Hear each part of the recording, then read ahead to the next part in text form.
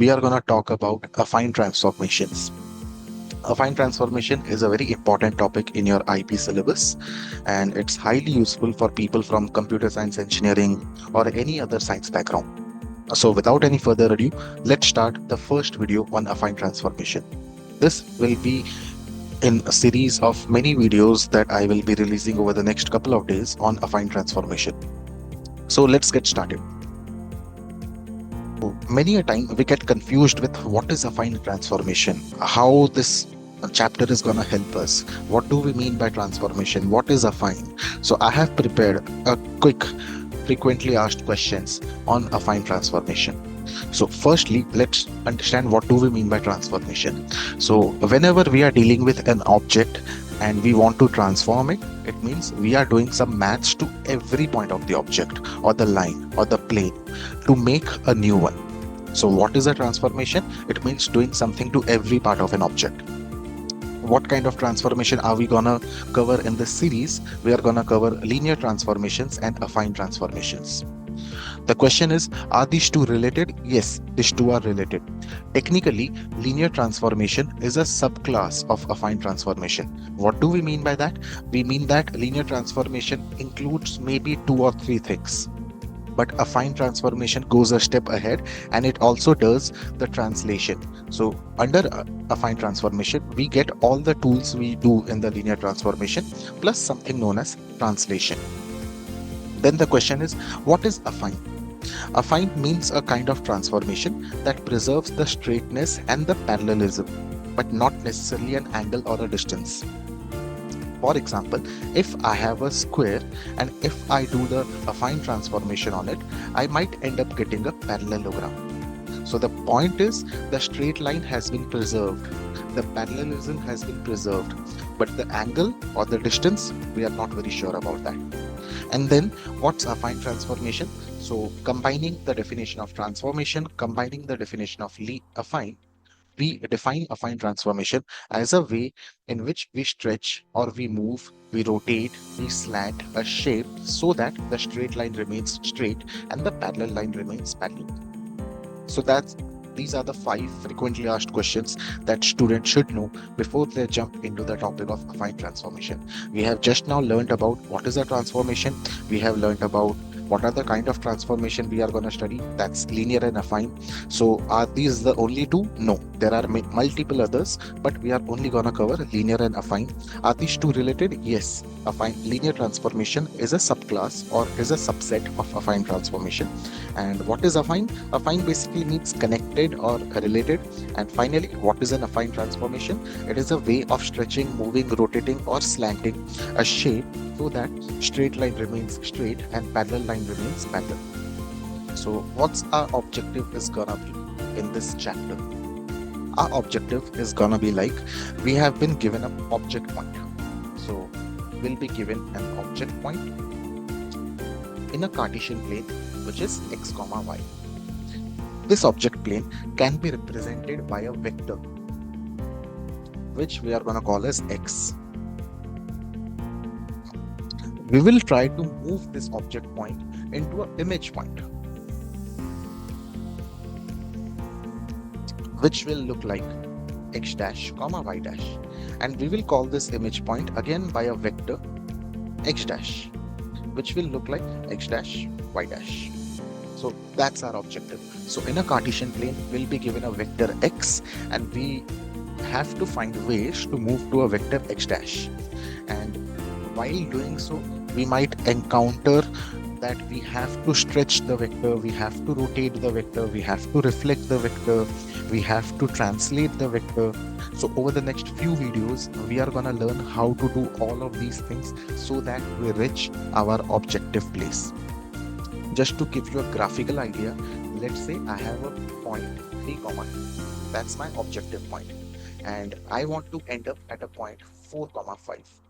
So 3, 2 in a Cartesian plane will look somewhere around here. And if I try to draw a vector out of it, it will look like here. I want to end up at a point which is 4, 5.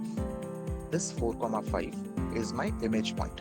I want to reach here. Let me draw a vector out of it. So this was my 3 comma 2, and this is my 4 comma 5. This 3 comma 2 is my object point. This 4 comma 5 is my image point.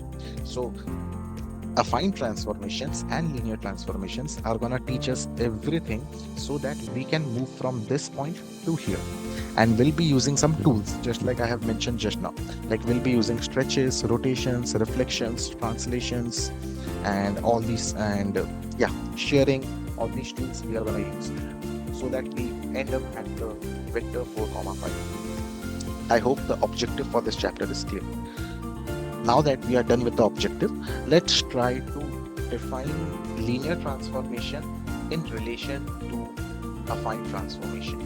Linear transformation and affine transformation. So how can we define linear transformation? Linear transformation is a geometric transformation.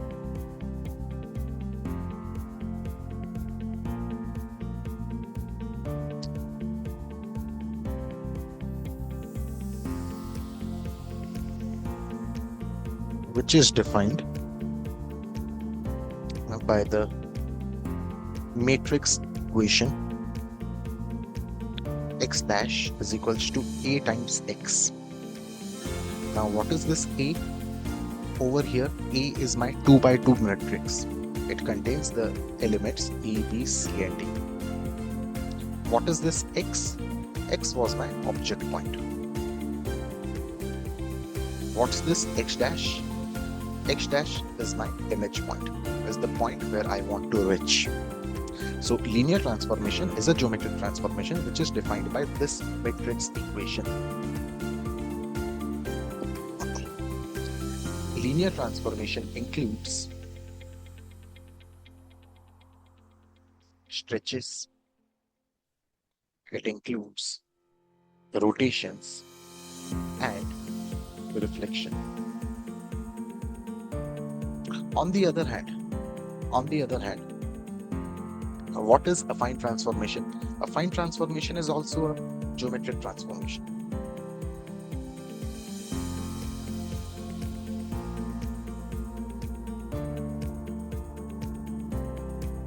Which is defined as x dash, which is my image point, is equals to a times x plus b. Now, this is my affine transformation. Don't forget, kids, that this x here is always your object point. That is where you start off from. This x dash here is always your image point. That is where do you want to reach. This A over here is a matrix which contains A, B, C, and D. And this B over here is a vector which contains E and F. So as we can see, affine transformation takes the game to the next level by adding a matrix, a vector B. Now this vector B is for translations. Just like this vector A was for stretches, was for rotation, was for reflection, this vector B is for your translations. And that's what sets affine transformations apart from linear transformations, because over here in affine transformation we go a step above than what we're doing in linear transformations. So if I have to put everything in a proper diagram just to give you a brief idea of what we are doing and how does linear transformation looks like, how does affine transformation looks like, then it's here on the screen.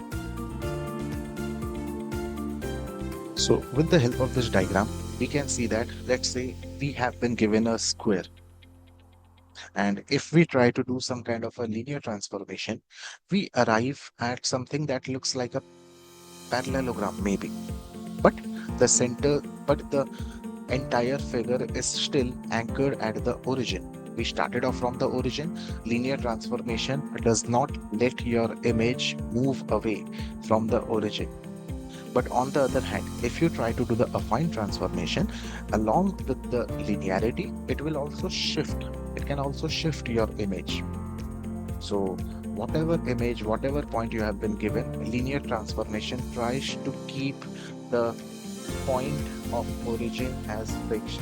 It does not let your image move. But on the other hand, affine transformation, along with the tools that you are seeing in linear transformation, it also can shift your image to some other point. And that's how we can say that linear transformation is a subset of affine transformation.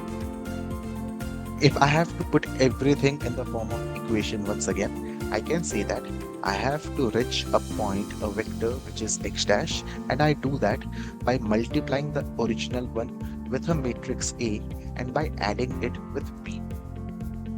To write it properly, this x dash is your x dash, y dash. This A, which is your matrix, which is A, B, C, D. This x is from where you are starting, and this B is again a vector E and F.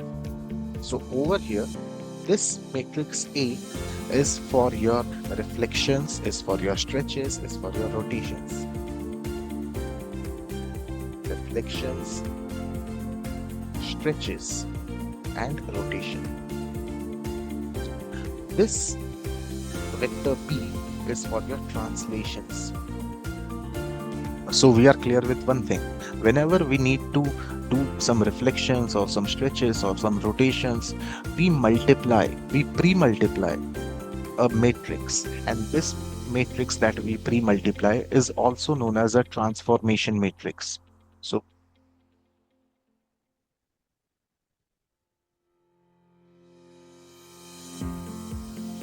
and whenever we want to translate our object point, then we add a vector, and that vector is a translation vector. So let's jump into the first type of geometric transformation that we are going to do in this video. That's translation. We already know what is translation. Translation means you are sliding a vector. You are shifting the vector from one point to another. We already know how does the standard equation for geometric transformation looks like. It is x dash is equals to ax plus b. But for translation, like just now we have covered, we only need vector b. We don't need vector a. So what we can do is that for us in this scenario, a will become an identity vector 1001. Why are we taking a as identity vector? Because whenever you multiply any vector with a, you get the same vector. So over here, a is an identity matrix. If you pre-multiply a, it does not change your vector x. So that's why we are taking a as this. So effectively, for us, the entire geometric translation equation looks like this. X dash is equals to x plus b. And this b is your translation vector. Let me do an example. Okay, let's say I have been given an object point, is 3, 2. And I have been told that this object point is translated through the object point is translated through let's say 2 and minus 3. I have been asked now what is your image point. So what I'm gonna do, I've been asked what is my x dash. So what I'm gonna do, I know that x dash is equals to x plus b. What is my x here? X is the object point. What is my b here? B is the translation that I'm gonna perform. So instead of x writing it in the coordinate form, I will write it in a vector form. Yes, 3 and 2. And this vector b through which I'm translating things, I will write it as 2 and minus 3. So if I add this 2 up, I will be getting 5, I will be getting minus 1, and yes, this is my x dash. This is my image point. So I started off in a plane at a point 3, 2. I am trying to translate it through 2, minus 3, and I end up getting at this point, that is x dash. So let's continue with one last question. Let's say I have been given a point P and I want to translate it through the vector 5, minus 2. I have to find the coordinate of the image of P dash. I have to find the coordinate of the image of P, which I say as P dash. So I already know my object point over here is 2, minus 3. The vector through which I am translating things, which is small p, is 5 and minus 2. And to find out p dash, I have to add this p with p. So p dash will become 2 minus 3 plus 5 minus 2. So that becomes 7 minus 5. So that's my p dash. That was the answer for the first one. Question number 2. Let's say a triangle has a vertices 1, 2, 4, 2 and 1, 6. I have to translate the triangle using the same vector. Write down the coordinates of the new vertices. So yes, same thing. The translation matrix, the translation vector is gonna stay the same, and I have to translate A, B and C into the new point. So A dash will become A plus B, which over here is 1, 2 and 5 minus 2. That becomes 6, 0. B dash will become B plus B, which is 4, 2 and 5 minus 2. Becomes 9, 0. And what about C dash? C dash will look like C plus B. So C over here is 1, 6 and B was 5 minus 2. That gives me 6 and 4. So these are the 3 new vertices of the triangle after doing the translation. That was my question number 2. Moving to question number 3, I've been asked to plot the original and the translated triangle on the same set of axes. And I have to describe how translation affects the size and the orientation.